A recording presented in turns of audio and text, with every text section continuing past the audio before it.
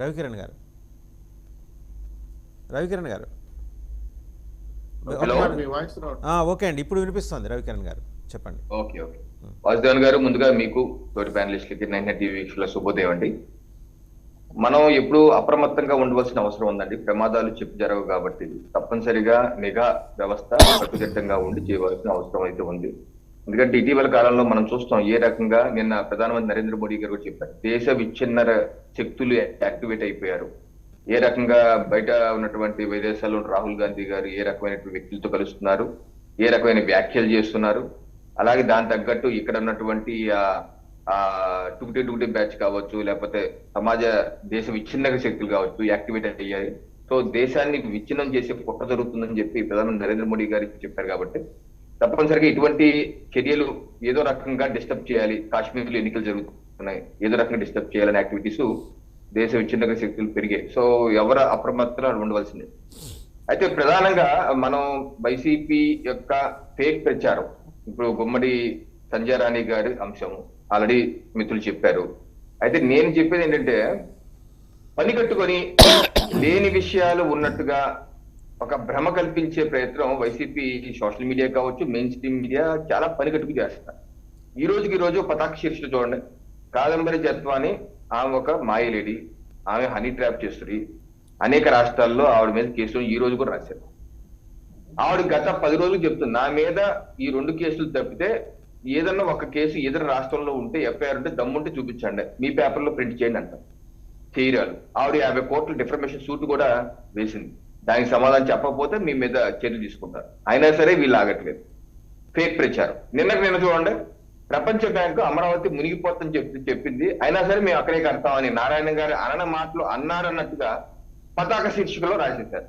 ఆయన చెప్పింది ఏంటి, గత వైసీపీ ప్రభుత్వ హయాంలో ప్రపంచ బ్యాంకుని తప్పుదోవ పట్టించి శాంక్షన్ అయినటువంటి 5,000 కోట్లు కూడా మాకు అక్కర్లేదు, ఇది మునిగిపోతుందని భ్రమ కల్పించారు అని చెప్తే దాన్ని వీళ్ళు వక్రీకరించేసి చేశారంట. అంతకుముందు ఏమేస్తారు, పోలీస్ అధికారిని టీడీపీ చొక్కా పట్టుకుని లాగేశారు. ఇదేనా మీ ఇది అని చెప్పి పతాక పెద్ద ఫోటో చొక్కా పట్టుకున్నట్టు. తీరా చూస్తే లోకేష్ గారి వీడియో పెడితేనే కానీ మనకు అర్థం కాలేదు, అది చొక్కా పట్టుకోం కదా, పక్క నుంచి వెళ్ళారు, మిగతా అంతా మార్పింగ్ చేశారు. లోకేష్ గారు స్వయంగా ట్వీట్ చేశారు ఆ వీడియోని. అంటే ఒకటి కాదు అరకాదు, ఒక బ్రాంచ్ నిర్మించారు, 35 మందిని చంపేశారంటారు, ఢిల్లీకి వెళ్తారు, రాష్ట్రపతి పాలన పెట్టాలంటారు.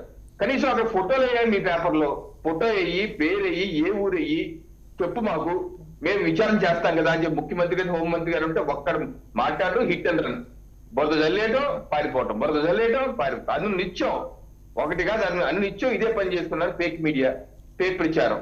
ఎందుకంటే అలాంటి తప్పుడు ప్రచారం చేస్తారు. వాళ్ళ ఇంట్లో పుట్టినరోజు వేడుకలు జరుపుకుంటే తిరుమల కొండ మీద స్వామివారి సమక్షంలో లేకపోతే అతిథి గృహాలు చేసినట్టు అబద్ధ ప్రచారాలు లేదు ఎందుకు చేస్తా కూర్చుంటున్నారు.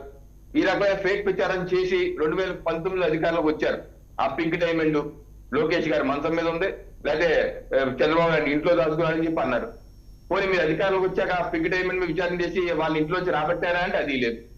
అంటే ప్రచారం చేసేయడం మనకు ఉంది కదా మీడియా అంటే, ప్రచారం చేసేసి వెళ్ళిపోయి నిస్సిగ్గుగా ఏమనుకుంటారు ఇది తప్పుడు కదా అన్న ఆలోచన లేకుండా కూడా చేసుకుంటూ వెళ్ళిపోవటం, వ్యక్తిగత జీవితాల్లోకి వెళ్ళిపోయి వాళ్ళ ఇంట్లో ఆడు నేను మెసేజ్ చూస్తే వీడియో చూస్తే చాలా బాధ కలిగింది. కన్నీళ్ళు పెడతారు ఆవిడ మంత్రి గారు, ఇలా మా పరువు తీస్తారా, మేమేదో ఇంట్లో ఎక్కడో చేసుకుంటే అవి కూడా చేసుకొని ఎవరు మమ్మల్ని ఈ రకంగా మమ్మల్ని వేధిస్తారని చెప్పేసి ఆవిడ కన్నీళ్ళు పెడుతున్నారు. అంటే వ్యక్తుల జీవితాల్లో కూడా మీరు తొంగి చూసి అబద్ధ ప్రచారాలు చేస్తా ఉంటే ఎంతవరకు కరెక్ట్ అండి? ఇది సమంజసం కాదండి. ఈ రకంగానే మేము అధికారంలోకి వస్తాము, ఈ రకంగానే మీరు చేస్తామంటే మీరు 2029 కాదు కదా, 2049 కూడా మీరు ప్రధాన ప్రతిపక్ష హోదా రాదు.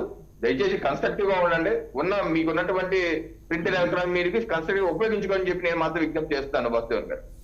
రైట్. ఒక మాట రజనీ గారి దగ్గర, రజనీ గారు వరుసగా జరుగుతున్న ఇన్సిడెంట్స్, ఎప్పుడైతే జత్వాని వ్యవహారం కేసు బయటకు వచ్చిందో ఆ ఎంబడే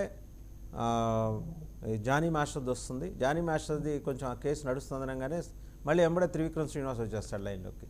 త్రివిక్రమ్ శ్రీనివాస్ మీద పూనం కౌరు ఆవిడ ఒక దశాబ్ద కాలంగా చేస్తూ వస్తుంది ఆరోపణలు, మళ్ళీ తెర మీదకి తీసుకొచ్చింది. సరే, వాళ్ళ పాత కక్షలు ఏంటో మనకి తెలియదు. ఇండస్ట్రీకి సంబంధించిన కక్షలకి పొలిటికల్ కలర్ ఇచ్చే కార్యక్రమం ఇదేంటంటే స్పష్టంగా వీళ్ళందరూ ఆరోపిస్తున్నట్టు, మీ అందరూ ఆరోపిస్తున్నట్టు దీని వెనకాల వైసీపీ సోషల్ మీడియా ఉంది.